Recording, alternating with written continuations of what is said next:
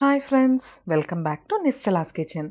ఈరోజు నిశ్చలాస్ కిచెన్‌లో మన బాల్కనీ గార్డెన్‌లో పెరిగిన బచ్చలాకుతో పప్పు. బచ్చలాకు హెల్త్‌కి చాలా మంచిది. దీన్ని ఇంగ్లీష్‌లో మలబార్ స్పినాచ్ అంటారు. ఆరోగ్యానికి ఎంతో మంచిది. ఇందులో వైటమిన్ ఏ, సి ఇంకా బి కాంప్లెక్స్ పుష్కలంగా ఉంటాయి. అలాగే ఇది ఇమ్యూనిటీ పవర్‌ని పెంచడంలో కూడా బాగా తోడ్పడుతుంది. సో, ఈరోజు ఈ మలబార్ స్పినాచ్‌తో మనం పప్పు తయారు చేసుకుందామా?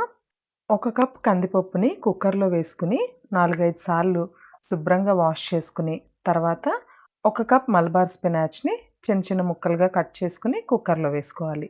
ఆ తర్వాత ఒక టమాటో, 5 పచ్చిమిరపకాయలు, కొంచెం చింతపండుని అదే కుక్కర్‌లోకి యాడ్ చేసుకోవాలి. ఇప్పుడు ఇందులో ఒక పావు టీ స్పూన్ పసుపు, ఒక టేబుల్ స్పూన్ కారం, ఒక్క ఉల్లిపాయని చిన్న చిన్న ముక్కలుగా కట్ చేసుకొని, అవి కూడా కుక్కర్‌లో ఏసేసుకొని, మూత పెట్టుకుని 4-5 విజిల్స్ వచ్చే వరకు ఉడికించుకోవాలి. 4, 5 విజిల్స్ వచ్చిన తర్వాత ప్రెషర్ పోయిన తర్వాత మూత తెరిసి చూస్తే పప్పు చక్కగా కుక్ అయి ఉంటుంది. ఇందులోకి రుచికి సరిపడా ఉప్పుని యాడ్ చేసుకొని చక్కగా మెదుపుకోవాలి. పప్పు మెదుపుకొని పక్కనుంచుకున్న తర్వాత పోపు కోసం ఒక చిన్న పాన్ పెట్టుకొని ఆయిల్ వేసుకొని అందులోకి పోపు దినుసులు వేసుకోవాలి.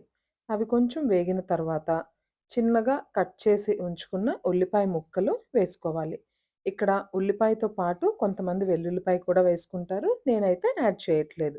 ఉల్లిపాయ కొంచెం వేగిన తర్వాత అందులోకి కరివేపాకు కూడా యాడ్ చేసేసుకోవాలి.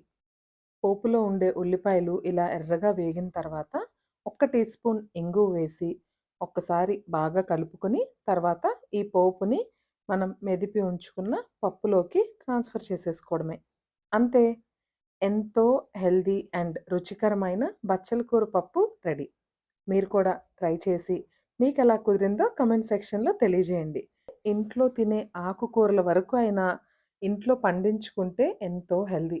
వీటికి పెద్ద మెయింటెనెన్స్ ఏమీ అక్కర్లేదు. అలాగే ఎక్కువ స్పేస్ కూడా కన్జ్యూమ్ చేయవు.